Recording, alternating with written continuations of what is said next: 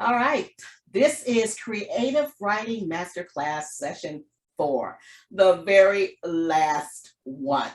So we were assigned to write an essay based on one of the prompts you were given in your creative writing e-source guide. And you could not write about your vacation from hell or the other prompt that you were given, but any of the other ones you could. So today we're going to find out what everyone chose to write about. But before we do that, let's kind of go back a little bit and recap what we've learned in the class to this point. We talked about in the very beginning that there were 5 important benefits from writing. Who can tell me what one of those benefits is? 5 important benefits from creative writing. Did you not learn it? Come Yes, on, guys, somebody tell me now. Wait, give it a second to get back. Was empathy? Empathy. That's right. And how is empathy an important component of creative writing? Well, I can see how you would have to transfer it to your characters. Okay. They would have to show that, as you're writing about them. Right. Have to demonstrate empathy so you can make sure that your characters have some or blatantly don't have it. Okay. And you want the reader to feel what the character feels or the emotion that you are trying to express in your writing. That's the empathy. Very good, I bet. Okay. Who else? Imagination. Imagination. Yes. Why is imagination important? Well, I feel like you kind of want to draw the reader into each situation so that the way you describe the situation, the environment, just everything surrounding the situation, you want to draw the reader in, and that requires tapping into their imagination with descriptive words or, making it something they can relate to, or if they can't relate to it, making sure that you capture all details, like all the senses would be helpful, So they can visually see what the land of Oz looks like based on how you have described it. Right. Exactly. Okay, very good. Tina? I don't remember. What you got? I don't remember. I just remember, I remember the first sentence, right? The first sentence is really important because you have to capture your readers, but I don't remember the other answers. And that is true. And that is an important point, because if the first sentence doesn't grab you, chances are the reader's not going to be drawn in to want to read more, unless that second sentence is a dynamite sentence. Okay, so we talked about broader vocabulary. Helps you build your vocabulary because you're going to be using descriptive words that you might not otherwise use in casual conversations. But when you are writing, you get to use all of these big fancy words with these nice descriptions in order to explain either a character or either your own emotion or some scenery, depending on what it is. The other thing is it gives you better thought, clarification. It allows you to clearly, if you're talking about a character, it allows you to clearly follow that character from point A to wherever that point ends, if it's point Z or if it's point D. So it helps you in your own mind to allow the reader to follow your line of thinking based on what it is you're writing. So very good. Okay, well, that's just a little recap. I won't stress your brain any further than that because you've got the e-source guide, so we'll just go with that. All right, so who wants to start? Who wants to read first? Any takers? I'll go first. Oh, I bet has always been volunteering now to go first. Okay, I bet. Go ahead. Especially since I couldn't figure out, I was like, I don't know who this is. Okay. The title is Chicken Dressing and My Diva Gut. Okay. A very cute title. Just like the adage, there is more than one way to skin a cat. There is more than one way to cook chicken dressing. The differences in the various recipes seem to be regional, cultural, and perhaps dietary. For instance, in my family from Louisiana and Southern Arkansas, we did not use sweet cornbread. If we were not able to make cornbread from scratch, we used the brand corn kits, the brand corn kits. Sure, you can add sugar to the mix, but I like the taste of the more salty than sweet mix. So I never added sugar to the mix. Now, when you find out later in life that all your gut and cognitive problems are related to wheat flour and what it does to your body, everything you love and crave must be sacrificed to live comfortable. This is a tragedy for any of us who grew up in the South and realized that biscuits, fried catfish, and chicken dressing are a deeply rooted part of our lives. I can't accept that.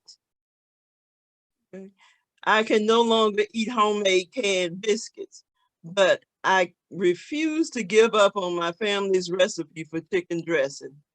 Fortunately for me, I live in a community where it is easy to buy products for restricted diet. My local grocery store does carry gluten-free products. If you live in an area that does not carry these products, they can be found online at some retailers. Sorry about this, y'all, my eyes. And yes, my grocery store does carry a gluten-free cornbread mix. To my slight disappointment, it is the sweeter mix, but with enough poultry seasoning and sage, the sweetness can be toned down a bit. Besides supplementing my favorite cornbread with a gluten-free corn mix, I also cheat when it comes to the chicken. The women who came before me would roll over in their graves and are probably haunting me now because I don't like messing with boiling a whole chicken. Please do not tell anyone, but I buy rotisserie chickens from the grocery store. I just rip into that whole cooked bird and shred it. I realize that to most people, this is sacrilege, but a working woman must do what a working woman must do. I am not lazy, it's efficient. I am nothing if not efficient. In essence, while there are some dietary and time restrictions that we just cannot get around, there are plenty that we can. Chicken dressing made with gluten-free cornbread mix and rotisserie chicken may sound like blasphemy, but trust me when I say that no one will notice outside of your family, perhaps that you have made these substitutes. I would know as I never have leftovers. Sorry, that's an important line. I would know as I never have leftovers. Okay. All right. So first of all, based on what we've heard here, we have any idea who wrote that? I'll take into consideration it could be Fred too, because Fred did turn in his essay and he's not here. So who do we think wrote that? I know it's a female because she said she was. Okay, so we're gonna limit it now. We only have Tina or Allie because Stephanie didn't turn hers in. So okay, so now I went with Tina. Okay, but I might be wrong. I was trying to remember who was from Louisiana and from Southern Arkansas, and that captured me where they were from, and I really couldn't get past that. To get into the writing style, so I just guessed. Okay, and I will say this in your defense. Okay. You were not here the first class, remember? So okay, you would, if you were here, you would have probably clearly known who it was. Okay. It was Allie. It was Allie. sorry, Ellie. And as soon as I I saw enjoyed the it. title, I said, yeah, I know this is Allie. I don't care. You didn't even have to tell me it was Allie. I knew it was Allie. I'd have to say so because Tina would take the bird and put it on the table, and that's what you would get, just the bird in the bag. Like me, okay. Here's your fork, your knife, your spoon, some mashed potatoes, and the bird in the bag. All right. Trish, you want to offer some comment here? I didn't hear the title. It was chicken dressing and something, but My diva butt. my diva gut. Okay, my diva gut. The title is obviously very creative. Yeah. I thought it was a wonderful story of traditions, if you will, family traditions as they relate to cooking. Now, the very first sentence, when we talk about the first sentence says there's more than one way to skin a cat, just as there are to fix chicken dressing. So immediately my mind went to, I'm going to hear more about chicken dressing and various ways that different regions perhaps fix chicken dressing. You know, I'm from Eastern North Carolina, so it's this thing with barbecue. So when I heard that, immediately I thought, okay, there would be various ways for fixing chicken dressing. So I think I was surprised to hear as much as I heard about not just the chicken dressing, but really the effects of the chicken dressing on the body, which now the title makes sense to me. And it didn't in the beginning because I wasn't sure what the end of the title was. So yeah. Good. Okay, very good. Now, Allie, I have to ask you, what prompt did you use? Because that's what threw me. I didn't know what prompt that was. So help us out here. What prompt did you use? Well, I'm often looking on the internet for recipes, and I have to, a lot of them that I find that look like they'd be similar to what I grew up with, I have to wade through all of these blog style things, which, so I kind of like veered off. It was, in a way, it would be kind of persuasive. Okay. Because I didn't want to give a full recipe, you know, because that's kind of boring to me. I mean, I just go and look for a recipe with just how much of this do I put in there. But I also know that there are people that are like, I can't eat nothing. I can't eat anything good. I come across those people in my, and I felt like that too, when they said, oh, just stop eating flour. And I'm like, what? So I wanted to kind of persuade people that have dietary issues. Look, you can work around it, you know? So I kind of modeled it after going and seeing like recipe blogs where people would put all these persuasive little stories before they actually get to the meat of the recipe. So. Okay. So I'm going to offer you some feedback in writing, but when you're writing persuasive, right, a persuasive essay, the main intent is to convince the reader of whatever it is you're trying to convince them. Now, I think you kind of did a little cutesy way of doing it, but I still wasn't convinced. I was more captivated by the story itself and how you took us through, you know, the way your relatives did it. That's what I gravitated towards. You didn't convince me in the writing that I should, you know, change my dietary style if I have what you have, or, you know, if I can't eat what you eat. So, you know, what I'm going to do, and I'm going to do this with all of you, is I'm going to send you some feedback and kind of give you some examples of different ways that you can write the way that you chose to write. But it was very creative in the sense that, you know, because I said, well, now what is she? There was no how-to recipe. I really couldn't figure it out. And now you tell me persuasive. Okay. So Creatively persuasive. So It I was was thinking, fail. so I was thinking maybe it was a once upon a time somebody had been diagnosed with Graves' disease or diagnosed with celiac disease or something like that. Like starting the story off with this once upon a time thing. That's what I thought it was. Okay. All right. Very good. Well, once again, Allie's writing definitely comes shining through. We know her Yes. writing style. That's who she is. All right. got you Who now. wants to go next? I can go next. All right. Tina? So I've told this story before, and I would tell it many times over. Once upon a time, two little girls lived in a small, enchanting town. Their two-story home provided ample room for kids to play. There was a pasture on the right, and on the left was the town cemetery. It may sound rebarbative, but picture this: hanging gray moss, gravel roads with no end, and the howling of an undetected breeze.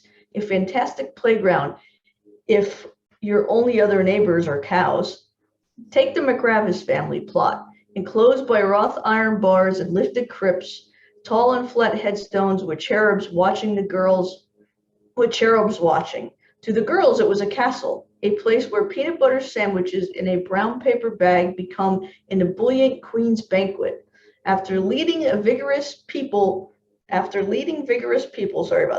all day, the girls took their reward of rest atop a chosen grave. Sometimes they left the castle discombobulated in their rush to get home for dinner. Upstairs between their rooms rested a chamber used for storage and a place to watch the graveyard on sleepless nights. Their mother wisely put twin beds in each room so they slept together every night. That night, they chose a room that flaunted the graveyard. Passing through the chamber, the girls saw a lady appear, blocking their way. They froze. A lady covered in dust, draped in heavy black lace, with sparkling black shoes, was creeping towards them. She held a dead rose over her heart, and an aged red lipstick seeped through the wrinkles on her face. She lifted the rose and took a whiff, which unleashed a foul odor. She parted her dirty lips by pointing towards the beds and tenaciously spilled, "May I lay upon your bed?" The girls launched towards the steps, and her question repeated louder and louder. Then fiercely, they jumped in bed with their parents, shaking under the covers, and strangely, no questions were asked. Realizing their predicament, the next day became their day of atonement. Collecting a rake, trash bags, and a broom, the girls cleaned their castle with the promise of respect. They vowed to treat others as you want to be treated, dead or alive. In the chamber, a small pile of dirt shaped like the lady's footprints and one dead rose petal needing cleaning up. The girls grew up and moved away, but they respectfully visit the castle to this day. Okay. So we know it's once upon a time, right? Yep. Because that's what it clearly said, once upon a time. And who wrote it? Yvette. But I was thinking it was Allie. So I was surprised. So Yvette, yeah. It was, and not that your work's not really good. It just had the Allie kind of vibe. So I was like, oh, this is weird. It was enchanting. And I'm like, okay. It did. You're absolutely right. I mean, if I did not know whose email it came from, I could have assumed it was Allie. Yeah. But Yvette, that just goes to show you can take your writing to another level. Yeah. Which is amazing. It was awesome. Yes. Cool. I had to look up the two words. I was like, all right, this has to be Allie. I got to look up these words. Oh, yes. And I didn't say this, Trish, but they were also given, you heard some words that like rebarbative and discombobulated. They were given a list of words that they could incorporate in the essay to give it more flavor, to give it, more compelling, a compelling, way of doing it. So, all right. So what's your feedback? 2 words, enchanting and descriptive. Very well written. I typically don't read those type of stories personally, but in listening to it, true. I mean, it captivated me as well. So yeah. Is this a true story? Partially.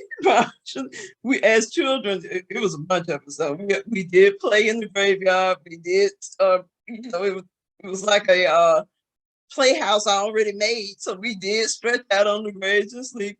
And we did see a lady, but she didn't say anything. It just went away. And it could have been a dress hanging in the room. We found out the next day. But yeah, it's partially true. Wow. Yeah, Wow. it did. Awesome job. It was quite a night.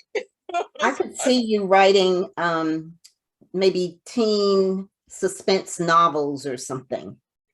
That was when I was thinking about doing, because I taught adult education in the prison system, and these kind of stories would capture my students. Yeah. And I was able to teach them how to comprehend what they were reading, but by using that kind of those kinds of stories. So I wrote them, in the class, had them write them, and so that was what we used. It's just an easy way to teach reading comprehension, because they were short and straight to the point. Sure. That's right. That's how it's done. That's exactly how it's done. All right. Nice job. Nice job. All right. Well, I guess I have to be next since Fred is not here and I have to read the last one. And I'm assuming you all will know who it is just because she's the only one left. Okay.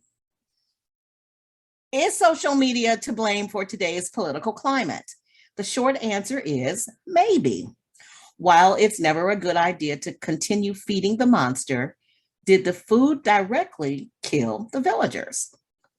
One could say that feeding the monster kept him alive, contributing to anything that happened, and I believe that in both scenarios, it's correlation, not causation. I believe that the media is just the medium of this era. For centuries, people have always looked for something or someone to blame for the degradation of morals.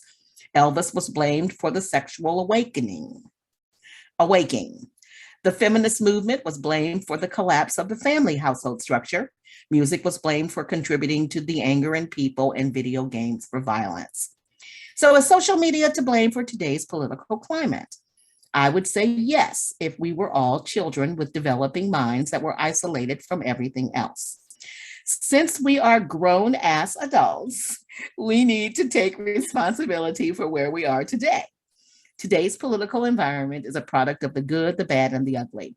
Years of people being labeled, cataloged, and suppressed by people with a God complex. People who think that somehow they have been appointed as an apostle and everyone else must follow the path they set forward. Combine the God complex with wealth, and now we can construct an environment controlled by individuals with money. Media is gaining a stronghold on society, yes. However, we can still think freely, and we live in a world that provides the freedom to choose. Educate your children. Teach them to utilize all of the technology at their fingertips, formulate their own opinions, to be independent thinkers, reason, debate, and be open to the ideas of others. Remember, if society collapses, it will be because we failed to raise our children to use the tools and instead let the tools use them.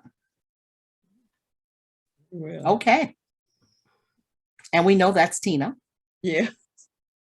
I was in a soapbox mood. Yeah. Well, That's and it good. was, and you know what? That's an example, a good example of persuasive. So I'm going to let Trish take it from there. My dear. We can't hear you, Okay, Trish. I'm on mute. Yes, I was saying I'm on mute.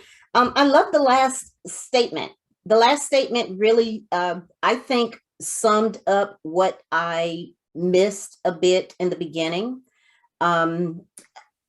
There were parts where I felt were a bit disconnected for me, but then I think the final statement really brought it in and brought it together for me. Okay. All right. Very good. All right. Well, that was persuasive for me. Yeah. I mean, this is the case. This is it. This is what you need to do in order to rectify the situation. So, Yeah. And you tried to convince us that that's the thing. These are the things that we need to do in order to make society free from the monsters. Yes. Yeah. Because I wondered where you were going with that, with the monsters. Yeah. But then I saw that you started to try to hone it into, people who had this God complex, people with wealth, money, So then I saw the connection. It took me a Okay. minute to get Yeah. there, but then I saw it. It was So- kind of abstract. It was more, again, it was, in my head, and I was thinking, okay, so the monster is all of those things, and we just continue to feed it by utilizing and just not thinking for ourselves. So we'll continue to feed the monster, but if we stop, it will go away. But it's not the monster that's the issue. It's us. Right. That's kind of where I was going. And here's the other thing, guys. What you all have done today could easily be a series of little articles, and a continuation of saying whatever. And especially with you, Tina, with today's current climate. I mean, there are so many ways you can go with that. I mean, there would just be, endless. And with you, Allie, we're up on the holiday season. So, instead of, trying to, you could persuade people who have the same, issues as you, and give them some how-tos in order to, help them have the kind of Thanksgiving where they can really appreciate the food. And Ivette, definitely, that's a story. I mean, we're at Halloween now. I mean, that's a great Halloween story. Yeah. I mean, it's a great Halloween story. I Yeah. mean, that's what, kids like to read. So, Yeah. All right, guys, good job. So now we are going to turn the floor over to Minister Trish Harleston, who will tell you her story. Like I said, it's been, I don't know, when was your first book published? Well, I had the vision for the first book in 2005. Okay, the vision. Here we go. But the book wasn't published until 2012. Okay, so so she's going to take you through her Yeah. journey here. The vision, because once again, there's a vision. You don't just all of a sudden sit down and say, "Oh, I need to write a book." It doesn't work that way. You have a vision, you want to do it, and I believe that this is probably where your vision is now. You're thinking about it, Yeah. and it may be several years down the road, but if you are serious about it, it will come to fruition. So I am just going to say, the floor is now yours. Okay. Take it away. We are here until 2:30. Okay. So you have all the time. And guys, ask questions, because she's here to ask questions, and she's probably closer to the level where you are now, because she's been through that journey. She, closer to you than probably Victoria or Trevi were. So, all right, floor is yours. Okay. All right. Again, thank you, Beverly, for having me here today. And as Beverly said in the beginning, my writing journey started really with a writing class that she taught at church. And I guess it was perhaps late 2000, in the late 2000s, but the very first book that I wrote, which is the one that she referenced, that I truly sought her expertise regarding that book. I had a vision in 2005 of the book. And so before I get into the book specifically, just to give you a little bit about who I am and where I am now. So I have now completed 6 publications. I've written 6 books, and I've been a contributing author for 2 books. I am in the process now of writing 2 additional books. I am in the process of publishing my dissertation that I wrote for my doctoral degree. And I am also writing a book, a ministerial or inspirational book on how women of the Bible, or how our lives intersect with the lives of some of the character women within the Bible, Job's wife and Abigail and some of the others, women that are not often discussed in scripture. As she stated, I am a minister of the gospel, been preaching for 20 years now in the Missionary Baptist Church. And I am also a conference host. I do a great deal of work in the community. I own an outreach. I say all of that to say the one thing I never saw myself being was an author. And now at 62 years old, that seems to be what I am doing full time, is writing. I am an author, and it took me a while to say that. But so the first book that I wrote, I had the vision in 2005. In 2004, I lost my nephew. He was 34 years old. And when we cleaned his apartment after his passing, I ran across a lot of his writings. He had written on everything. He had written on napkins, he had journals. And so when we were cleaning his apartment, I gathered all of his writings and I brought them to my house. In one of his journals, he had written some information, had a lot of drawings, and he said, "I hope one day someone will tell my story." So I felt compelled to tell his story because I found his writings. So I began to pull all of it together, but I didn't know what I was supposed to do with it. Again, as I said, I wasn't an author. Now I want you to put a pin in that statement, I wasn't an author, because I'm going to come back to that at the end with my most recent publication. So I wasn't an author. So I had this conversation with Beverly. She was going to do this class. And I said, great, because I've got all of this stuff and I need to figure out how to put it all together. So I think the one thing that she did that was so valuable for me is, well, two things. One is she gave me permission, if you will. And I say that because I thought before I began to write that I had to have the full picture in my head of where the story was going. And she gave me permission to just put the thoughts down on paper and try to pull them together later. So, and not always think that it had to be consecutively as I was writing chapter 1, chapter 2, chapter 3, because I could see where I wanted the book to go, but I couldn't really see the middle. So I just began to write. And once I knew, literally it was a, what is his name? The Tom Hanks character. When I just knew when it was finished. I knew when it was finished. Forrest Gump, at the end he walked and then he said, "Now I'm done." Literally one day I just knew I was done. And I knew it was time now to pull together everything that I had written. That was 2012. What's that? 7 years later, it took me to pull all of that together. And it's not even a big book. I'll show you all of the books. It's a very small book. It is 86 pages. The book is entitled Monty's Story, Love Lifted Me. And my writing style is one of more of making a difference.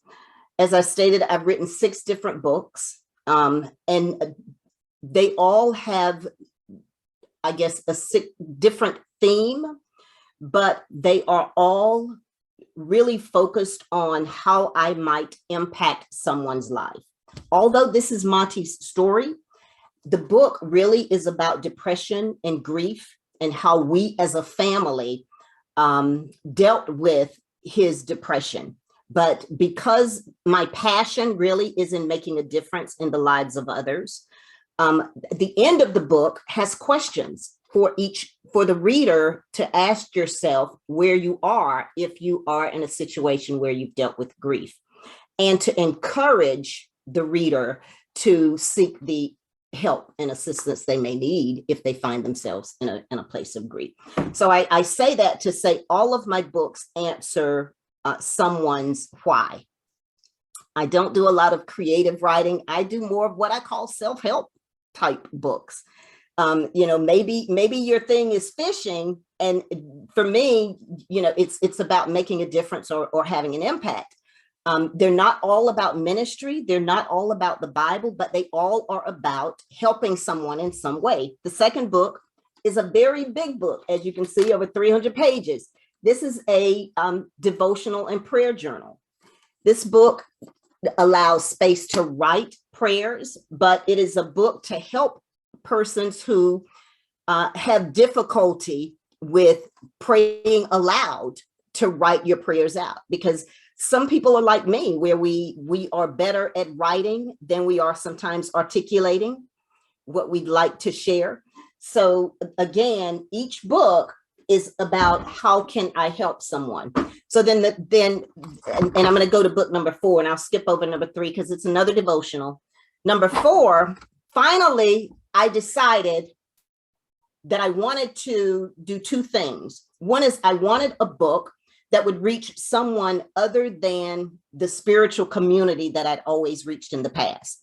So this was my first attempt at writing a book that does not have a ministerial or spiritual focus. And this book is entitled, It's Your Life, Love It or Change It. It's an introspective approach to transformative change. So this book really is 12 chapters now about how to change your life.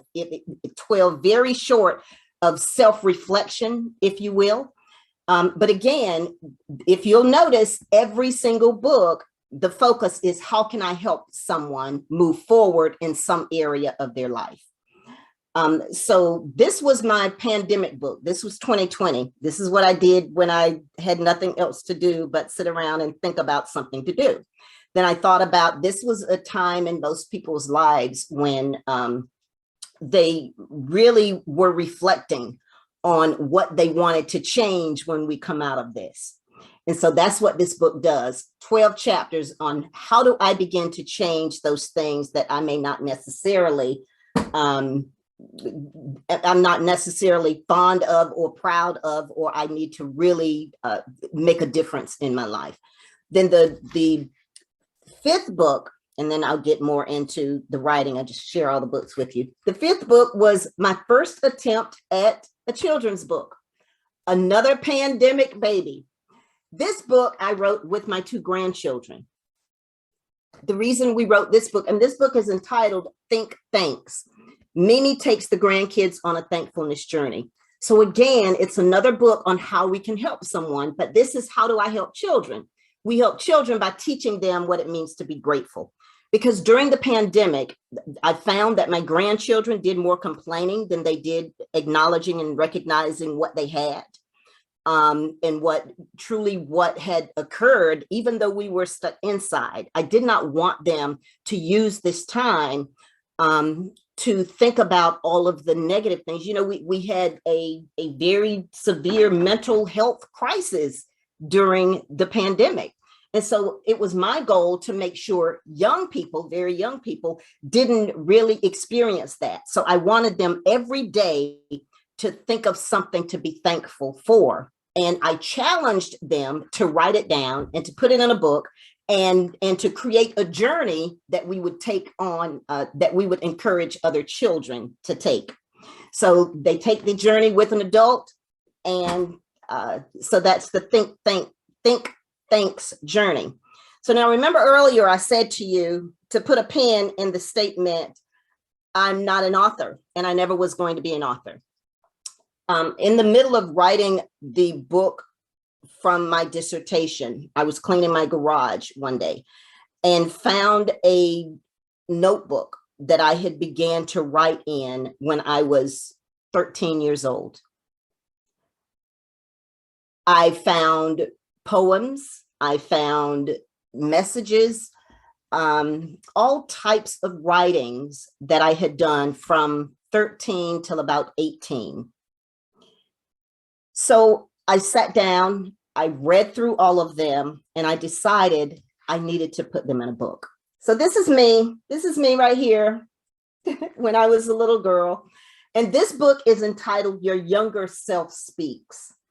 Now, and it's just a collection of poems and messages from, and it's different ages. When I was 14, some are humorous, some are obviously from a 14-year-old. And then of course, some of them, what I realized when I was 17 is that I was a downer, almost depressed at 17. And my poetry showed that. So what I said, put a pin in that, is my younger self always knew that I was going to be an author. I just didn't know it. I had no idea that writing would come back to me later in life until I sat down and began to go through these poems. So what I say as a result of this book number 6 there is something in your life, in your younger life, that your younger self has already given you clues about what it is you want to do at this point in your life. If it is writing, if it is writing persuasively, whatever your passion is, I assure you, you've already gotten clues on how to proceed with that. So so I wanted to share the books with you a little bit, but now to go back really to the journey with the very first book that Beverly assisted me with moving forward with, and that she gave me permission to write. One of the things that was most helpful for me is what you all are doing now. I attended workshops. I listened to webinars. I heard you say Victoria. You had Victoria. What Victoria did you have? It wasn't Christopher Murray. Okay, I was going to say she did a webinar. All right, that's who I thought it was. Yeah. She did a webinar. I attended. I logged into her webinar. I read books. Deborah, she had mentioned Deborah. Deborah is another young lady who was in the class that Beverly taught. Deborah also is now a published author, but Deborah shared a book with me that she had found as she was writing on publishing tips, etc. So I just was a sponge. I really just gathered everything that I could gather. Because although writing was something that my younger self knew I was going to do, I didn't know it yet. And so I didn't realize that what I needed to write was already inside of me. So I began to gather everything that I could find to help me on this journey. So the first two books, I think the very first one I used your publisher, I believe. I used your publisher. Maybe the first two, I think I used your publisher. The last four, I've self-published. And so what I would say about your writing journey, and you're doing this just with your essays, what you did today, is I always had someone, two things. I always had someone who, number one, reviewed for me, not just the editor, not just who edited what I was writing, but I always had 2 or 3 people. My sister, who was a retired English teacher, and I had a couple of other resources. I always had them to review what I was writing before it was published. And I know sometimes we don't want to share it before it becomes public knowledge, but it was important for me because what I wanted them to do was, without me giving them any insight into what they were reading, I said, I want you to read it just as if someone walked in the store and picked it off the shelf, and tell me what you got from it. Tell me what it spoke to you, because what I wanted to know is whether or not I accomplished what I set out to accomplish as I was writing the book. And what I wanted to know is if they got something different, did I need to perhaps rethink what the title of the book was, or all of those things. And I've continued to do that, where I continue to say, hey, I need you to read through this. I need you to read through this. And I do that for all of my books. The second thing that I was going to say is accountability. The book that took me 7 years, I have a brother-in-law who every time he saw me, he said, and he calls me Trisha Rose. Yes, Rose is my middle name. He says, Trisha Rose, when is that book coming? Every single time. And almost to the point where I almost got tired of seeing him, because he always said it. Trisha Rose, when is that book coming? When is the book coming? I am now 6 books later. I saw him this Saturday at an event. And what do you think he said to me? When is the next book coming? Sometimes I will sit and write just so so whenever I see him, I can say I'm working on it. you know, just so that, but you need somebody that's going to hold you accountable. So tell somebody what you're doing. Find the person that you're going to tell so that they can hold you accountable to stick with what you said you were going to do. I know whenever I first started, there were some people that said, you know, talked about the money aspect and whether or not you're going to make money. And I said, but that's not why I write. Because if you're writing for the money, then you may never accomplish what you set out to accomplish. So for me now, writing has become what I'm passionate about doing. It's the one thing that when I sit here at my desk in my office that I can do just me and my time, and no one has to tell me how it needs to flow. That's why I'm working on 2 books, and I'm usually always working on 2 books at a time. And I never know which one I'm going to finish first because it depends on it. I heard someone say they set aside time to write. That's a good thing because you have to be in the right headspace. Well, because I no longer have to set aside time because I'm retired, I no longer have to set aside time. Whenever I sit down, I want to be able to write. So it's easier for me to be working on 2 or 3 things at a time because it depends on where my headspace is, which one I'm going to work on.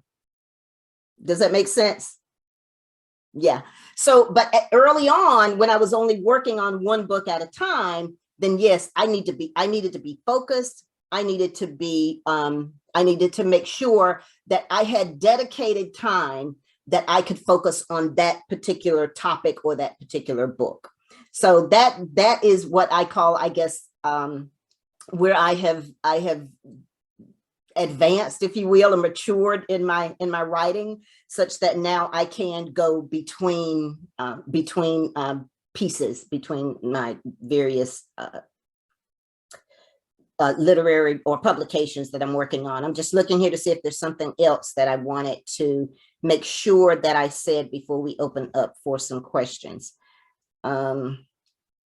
Yeah, for me also, it's also about, sharing my thoughts. As Beverly said, and as I said at the beginning, I am a minister of the gospel. And so much of my writing typically leads me back to scripture. As I said, the last couple of books have not, and that is primarily because I wanted to reach a different population. So I always start out with also who is this for? What do I want to accomplish? What do I want them to get at the end of this book? What do I want them to have received at the end of this book? What do I want them to gain at the end of this book? And for me, it was important to be able to, as a minister, it was important to be able to reach a population of people who normally would not pick up my books. That became the goal for this. All of the individuals that I speak with, or that who have purchased my devotionals and prayer journals and all of that, I believed that there was a person in their family or in their circle that would never have picked up a book that has a spiritual background or a spiritual focus. And I wanted them to be able to say, here's a book that I believe can make a difference in your life. And they not realize that the 12 chapters of this book are absolutely based on scripture, and it never mentions God. It never mentions the Bible. It never mentions any of that. It really is about how our life is changed really by our thought process and by what we say, by what we do, by what we expose ourselves to. And so I believed that this really has now become one of my bestsellers. Originally, the journal was the bestseller, but this has now become the bestseller because I find that more people are ordering it in bulk to share with others because it is more about self-reflection than it is leading you to the Word of God. So from, again, from self-confidence to self-motivation, self-maturation, self-relevancy, self-resilience. And there is one part that I want to read, because as I think when we heard Allie's earlier, and she said she started out with more than one way to scan a cat. This first chapter of this book immediately dropped in my spirit because of where I'm from.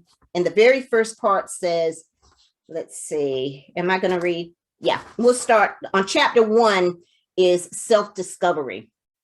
And at the start of each chapter, I have very short, I'll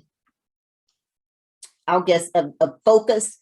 So this one is do something today that causes the world to realize that you're alive. And as a result, something is about to change because you're just getting started. And so this says when the doctor smacks the baby on the bottom upon birth, the baby reacts. That reaction is what lets the world know that from this day forward, everything and everybody changes. So the first chapter starts, how many times have we heard that we should not put off until tomorrow what we can do today? More times than there are flies in Eastern North Carolina in the summertime at a cookout. I'm not sure if I've heard someone say this before, or if I read it, or if it's just one of those things that at some point revealed itself between my own two ears. Therefore, I will be safe and label it as a quote, procrastination is the enemy of progress. So then the remainder of this chapter now helps to deal with procrastination. And I talk about writing that book. So I says, as you are contemplating the thought of beginning that project tomorrow, why don't you consider this novel idea? Start it now. Begin today. Begin what? Begin to show the world that you're awake. Begin your new beginning. So then it says, some might say that this is the place where we are free to reinvent ourselves. Since it's not possible to change what we never started, it is therefore impossible to reinvent that which has never been an identifiable invention from the onset. If we've never tried to discover who we truly are or what we genuinely prefer, then to reinvent who we think we are is a futility. There is a prerequisite to reinvention or relaunching, and that prerequisite is discovery. So take a few minutes to finish the following statement. I wish I could. Don't agonize over it. Maybe it's, I wish I could dance. I wish I had time to write. I wish I could bake, whatever it is. And then it says, there is an assignment. And it says, your assignment in this moment is to pause at the end of this first chapter, put down the book until after you have completed the following task. Begin to write the first line of the chorus of that song in your spirit. Write the first paragraph of your story, or write the title of your blog, or write the idea that keeps speaking to you to share with others during your next message. Whatever it is, and then this book gives you a pause. There's literally a page that says, stop reading here until you've done something. So this book, again, is about helping you change your life. And this first chapter really is for the author who sometimes don't know that she's yet an author. And it's to cause you to really reflect on that thing that you've been putting off. So that the first chapter, of course, is self-discovery. And so that really is what I had prepared to say. We've got, what, about 30 minutes? And I will entertain any questions, or Beverly, if there's anything that you'd like to share that you know about my journey as you've watched from afar, please feel free to do so. Well, I didn't know about that book, but I'm definitely going to get that one for sure. I really didn't. And I've been trying to keep up with you and your books, but that one I was not aware of. So I will definitely be ordering that one. Do you mind sharing some of the pushback you got when you wanted to have your niece, nephew's Oh, words in print, because I think Thank you. that sometimes, we as authors, we do get pushed back. Oh, you shouldn't say that. Oh, no, because like when I was talking about my ex-husband in my Yeah. first book, one of my relatives said, well, why are you going to do that? I mean, you're already divorced. Let it go. No, I needed somebody to know that. yes. So you want to share a little bit about I'll that? share that. I want to share that when you said ex-husband, I wanted to pull something. This is one of the books of which I'm a contributing author. And the segment that I contributed is about my first marriage as well. Yes, it's called The Unstoppable Warrior Woman, and it's stories of women who overcame the odds and chose to thrive. So my chapter is on my first marriage. And so, yes, so sometimes we do have to tell that story. But back to Monty's story, the pushback that I received was from Monty's brother, my other nephew, primarily. I also received pushback from my mother.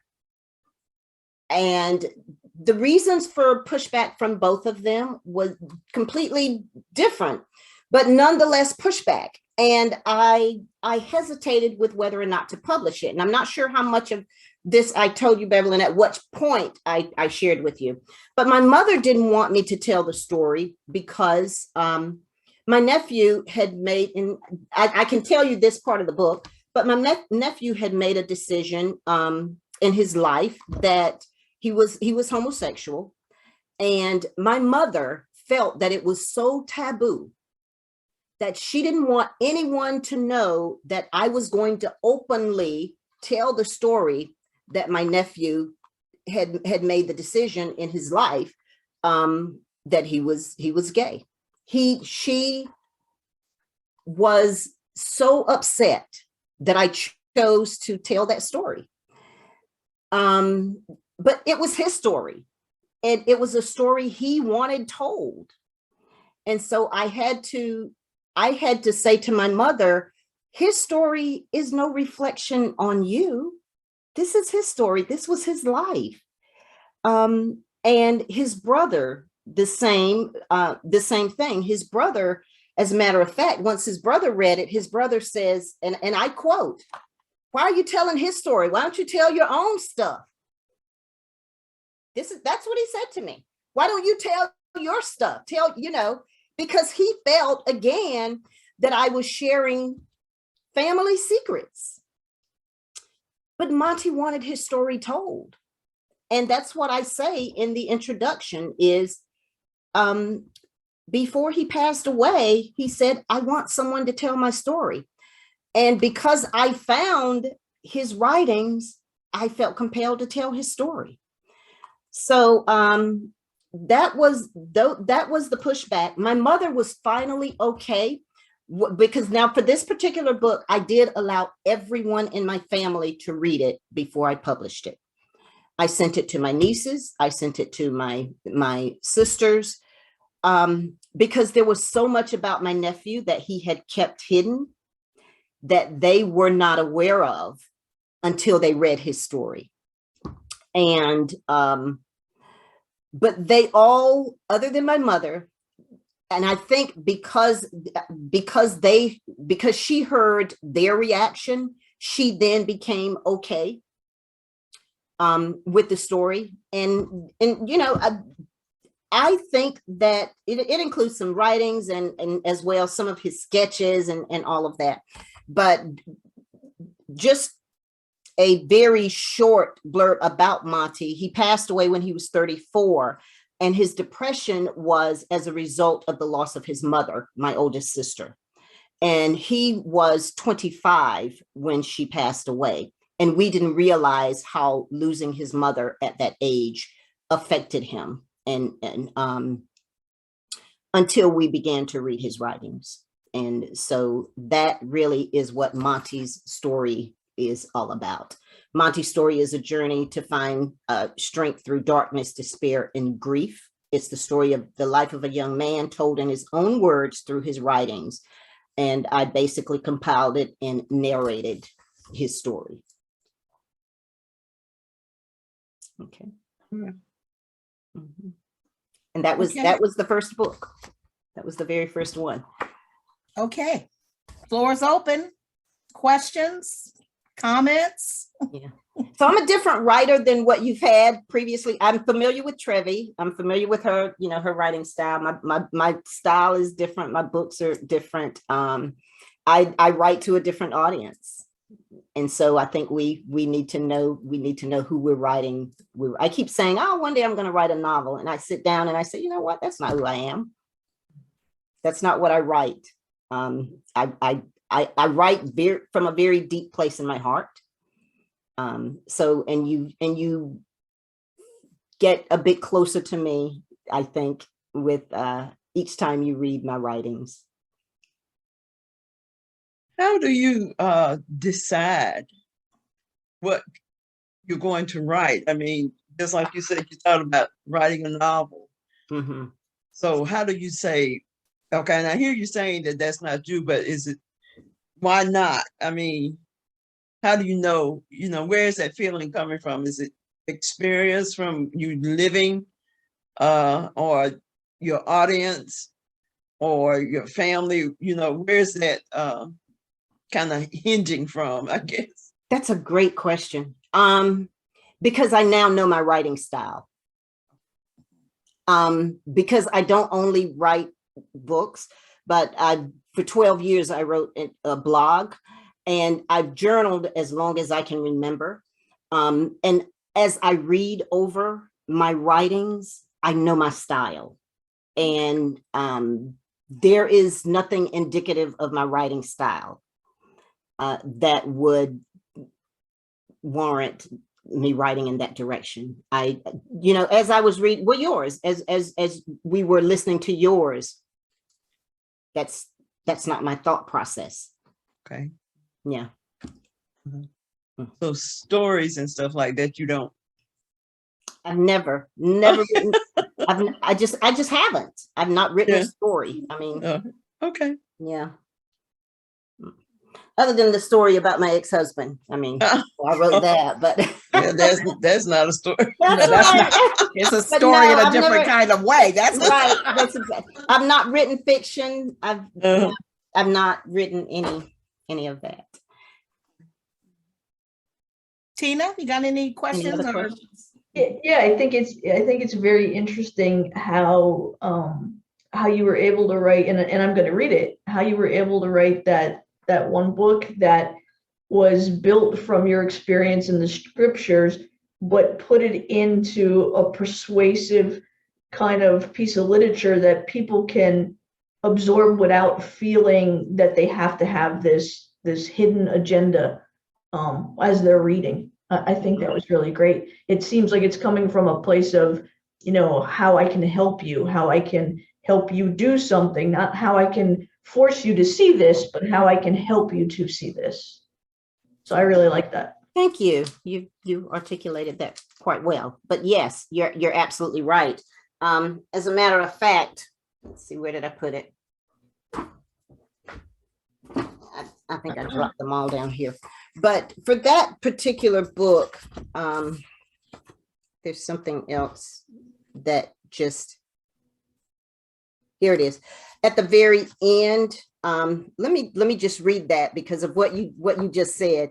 So the very last part of the book says, embracing your transformation. This book was intentionally designed to help you begin to do a self-evaluation of what is necessary to be the best version of who you can be in every aspect of your life. Everything needed to become who you were created to become can be found inside of each of us. It was placed there before we were born. Our greatest accomplishment in life will be uncovering it and living out the fulfillment of it.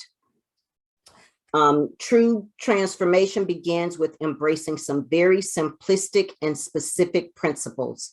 The principles that are used in this guide are designed to align with biblical principles in the Word of God. However, it says, however, I can't even read this. It's important that you know what is available to you. Let's begin our journey of transformation by living out these principles and by keeping an open mind and watch what happens. It says you may have picked up this book because you're familiar with my work, or it may have been a referral or a gift. Regardless of how we connected, My prayer is that as you have perused the pages, you uncovered a new version of you, and you clearly see what is possible when you embrace it. I hope that as a result of your time with these pages, that you will accept who you were created to be, and that will generate within you a desire to meet or grow in relationship with your creator. It's at the very end, on the very last page of the book. And I actually had forgotten about that until the very end. And I said, you know what? Let me let them know that although there's nothing in this book that talks about scripture until the very end, it says what you just read actually is available to you. However, you can still live out these principles, because that's really what that really is what life is about, is aligning our life with who we were created to be, and finding really the depth of who we were created to be. And Tina, I'm going to, I know you said that you are going to get this book, so I'm just letting all of you know. And Trish, I'm going to reach out to you, or you're going to give me your website or wherever I need to go. I'm going to purchase copies for all of you. So I want you to just know that. So once this class is over, I think I don't know whose address I think Allie's address is the only one I actually have, but I'll get all of your addresses. And then when we do the final wrap up, I will send these to you as a gift. Oh, bless you. Just call me. I'll get them to you, so we won't have to worry about shipping. That's okay. Yeah, we'll work all that out. Okay, very good. All right, Allie, do you have any questions that you'd like to ask? I can't. I don't have any in my head. I'm just eagerly, or just absorbing all the information. And I will say this to you, Allie. Just based on the short time we've all been together, you are a creative writer. I don't see you as a persuasive writer. I don't see you as a, researcher. I mean, not in the sense that you're going to sit down and you're going to tell us, what the next theory of whatever is. I do see the creativity in your writing. And I think what Trish was saying is that, she writes a certain way because she knows that's her writing style. I'm the same way. I write because I hope that my stories will make a difference in somebody else's life, because I've lived a life. It ain't all been good, but I've lived a life. And by sharing my story and being transparent, I hope, like Trish says, that does make a difference. You, I do believe, have so much creativity inside of you. And I do believe that, that is your direction. And I don't know where your inner self, is going with that. I don't know what you've been told in your mind as a child, but based on what I have listened to you read, that's what I see. Thank you. I do appreciate the validation, because I can't write technically or persuasive as you guys experienced today, but I would not have known that had I not been a part of this class. It wouldn't have been like so defined for me. So I appreciate that, Ms. Trish. I appreciate your input, especially because it's very validating to me. So I'm going to stick to telling stories. Yeah, of course. Yeah, and Tina, know who you are.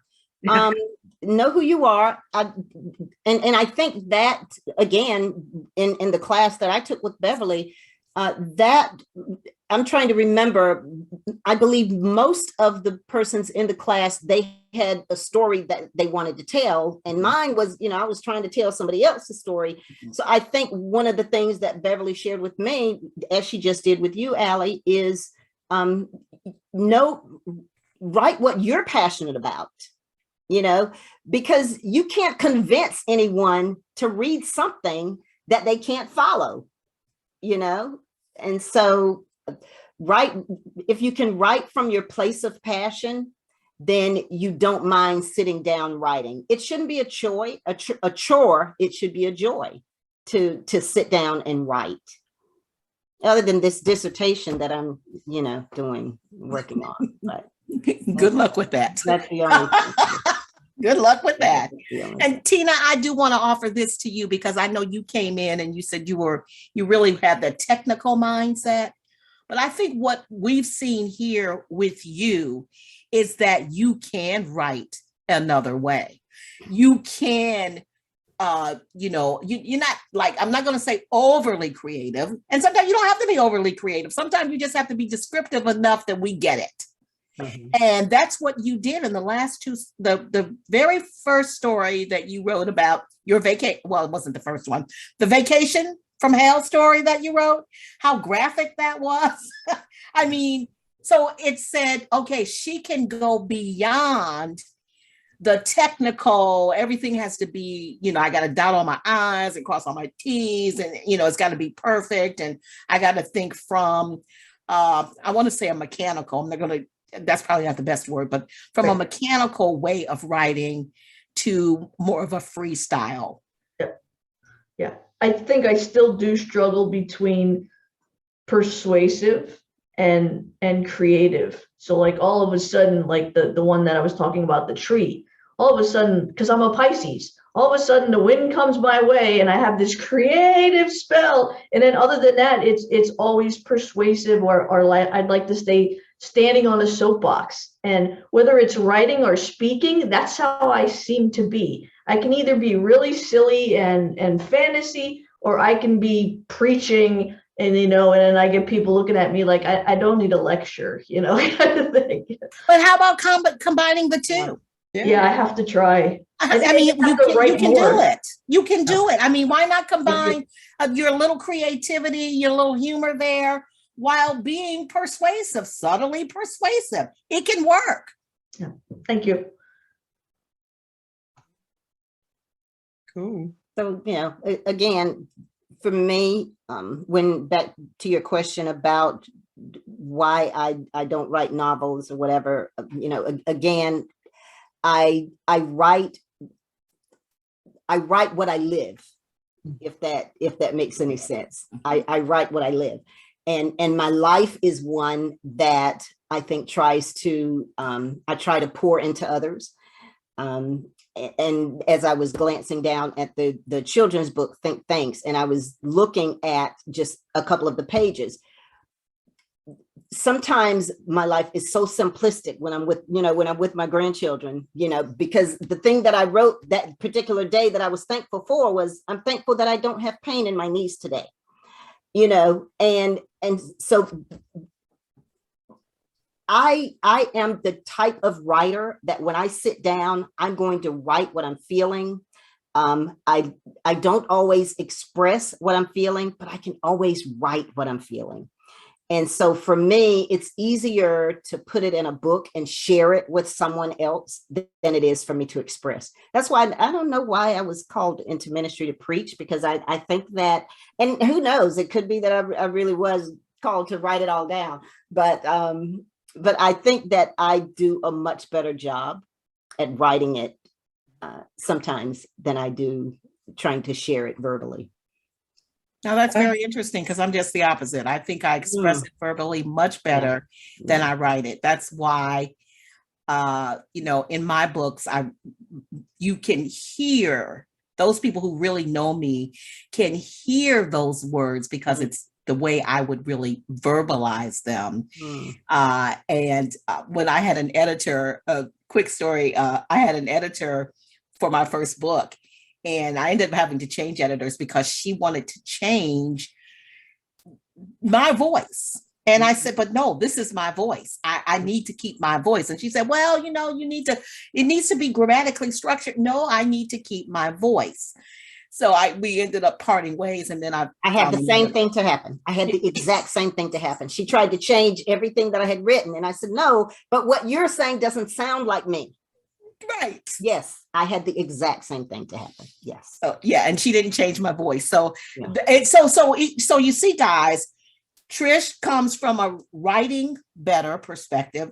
I come from a verbal better perspective, but it still works in the written word. And the last question I have is there a way that you can write or publish, if I ever get there, something that is anonymous, something, so like, with your story about your nephew, the family secrets. Let's say you just don't want anybody to know what it is, but the story that you have to tell, will be helpful because there's other people out there who suffer in silence, right? Is there a way to write that anonymously and have that published so it never ties back to who you actually are? You want to address that, Beverly? You go ahead. What are your Okay. thoughts? Okay, my thoughts are, of course, you'll have to put a disclaimer in the book that, and I think that you'll have to change just enough of the story not to be able to identify. If you don't have their permission to tell the story, then yeah, you're going to have to put enough in the book not to be able to identify who the characters are, if you will, and tell the story. And tell the story so that if you're telling the story because you believe it'll be helpful, then you can do that without identifying who it is. And again, just make sure that they don't, you're not, how do I want to say it? If it's family secrets, that you're not revealing secrets about your family that you don't have permission to tell. I would say just change the names, change the characters, change enough of the story that they can't identify who the story is, and it'll still get the message across. But here's what you also have to think about. What happens if that book becomes like, I mean, you don't know. Remember, Victoria said you don't know how the book's going to really turn out. What happens if it becomes a bestseller? Yeah. And all of a sudden people want to interview you and they want you to share the story. Then what happens? Yeah. So you got to be thinking of all of those things as you are writing and getting ready to divulge some information that some people may not want. So that's something to consider as well. Interesting. Never thought about that. Yeah. So I mean, it's not a story. It's a story. It's a family story, but it's a story that has impacted me, right? So it's not a made up story kind of thing, but it impacts other people as well, right? Okay, so are there other people who are going to be implicated? Would other people be implicated in your story? If you're divulging information about them that they would not divulge themselves. Yeah, I think what I'm visioning is just writing a story from my heart about the things that happened, and then hoping that nobody else catches it on. But then, like Beverly says, if I'm writing it and it seems like, you know what I mean, that it may have happened to other people, or other people may have been in that same situation, everybody's going to know who and where this happened, right? So it's difficult, but I'll have to think about it. But thanks for the feedback. It could be a fiction story. Yeah. If you write it as a fiction, remember Trevi wrote the book about her high school friends and then turned it into fiction. These were her real girlfriends, but then it became a fictional story where it became exaggerated. So those girlfriends may not really have known that it was them, and the boyfriends that they were connected to. So you could change it into something that is fictional, that just adds a different element that doesn't necessarily point specifically to you. Okay, got it. It's that third person. Right. That third person. And we didn't go into writing third party stories, and maybe I'll do that in another class somewhere down the road. But yeah, as a third person, you can always tell that story. Our little Hispanic girl in California. I keep going back to the little girl in California and her life experience. That's a third party. You can narrate her story. Okay. Thanks. Does anybody ever, do people still use pen names? Like if their book does take off, but they don't want people showing up at their house or knowing. how do they do that? Because if your book does become a bestseller Yeah. and people want to know who the author is, how do you disguise that? Because Do at they- some point you're going to have to be revealed, even if your Right. name is Yeah.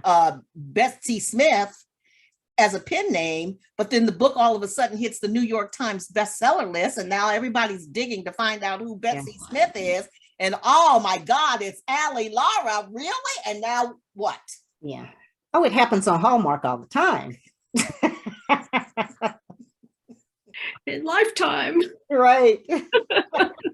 Yeah. All right, guys. So is that it? But I enjoyed you, Trish. I'm Oh, in the bless you. ministry.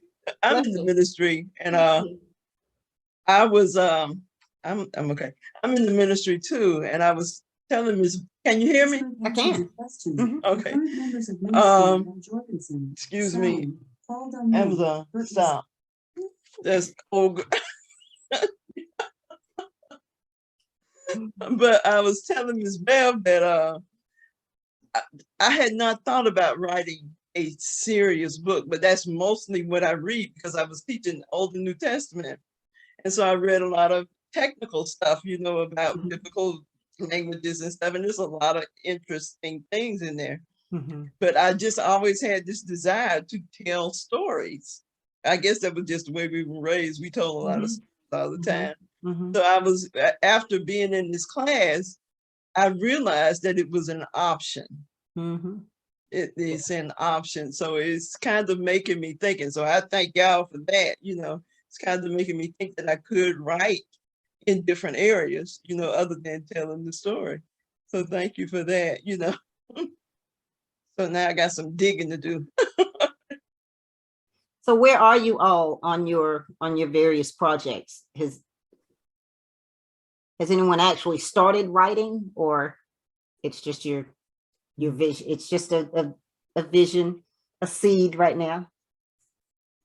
I think we all started writing and then it ended up somewhere else or Yeah. Okay. Yeah.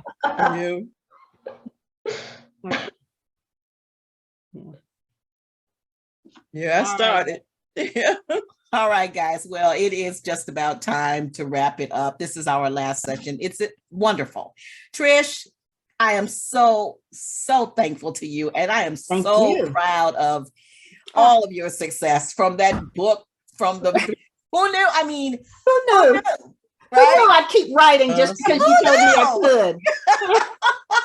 Because And you now told me you I are. could. I didn't stop. I mean, you didn't stop, and now you're like 6 books in, 2 more to go. I mean, this is absolutely incredible. But Trish is really a good example, folks, of how when you've got that in you and you just keep pushing it out and pushing it out, you'll birth it. And who knows, you'll end up birthing so much more. So I hope that you got a lot of what she said today. And of course, for those of you who were not able to be here, the recording will certainly be available to you. And I will be sending out surveys to each of you to get your feedback on how you thought the sessions went, what can be improved, maybe what direction we should go in for the next time. And I, once again, thank you so much for having the faith in me to believe that you could learn something valuable in this class. And I really do hope that you did. I just put my website in the chat. Please do that. Yes, please go ahead. Oh, you did that already? I just put my website in the chat. Yes. Okay, very good. So her website is in the chat. Mhm. Don't order the book, anybody, because Right. I'm Don't- going to no. make sure that you Okay. get the book. There's- I'm going to, Yeah, there's other stuff there they can see. They can. but you listen can to see, some- yeah, you can see the other stuff. They You can can listen order to some of the anything else. YouTube videos, or yeah, there's some blogs there to read. There's some other stuff. So All right. from a group standpoint, I mean, you can share my email. I'd love to keep in connection with the rest of you. I don't know how you feel. Yes. Yeah. Yes, Okay. definitely. Well, I hope that this will be the beginning. This, you know what? This is the beginning of your own little writers group. Yeah. This is it. You can hold each other accountable. You can ask somebody to give you feedback. I hope that you will maintain the connection along with Toby and Fred and Stephanie. So this is the beginning. This is how it starts, guys. The beginning. Thanks. All right. So on that note, I am going to officially stop the recording. And I don't know when I don't want to go live on Facebook. I want to stop the recording.